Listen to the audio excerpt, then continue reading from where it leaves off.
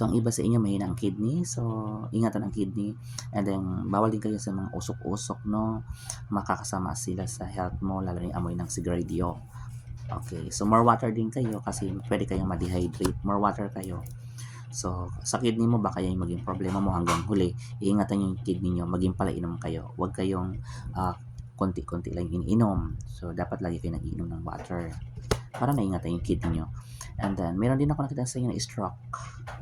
So, kailangan nyo ng tamang pahinga, mag-exercise ng regular, exercise din kapag may time. Kumain din kayo ng gulay, mas damihan yung kumain ng gulay. At iwas kayo sa mga pagkain ng mamamantika, tulad ng prito, baboy. Okay, basta mga mantika, kayo kumain ng ganon. So, lucky number.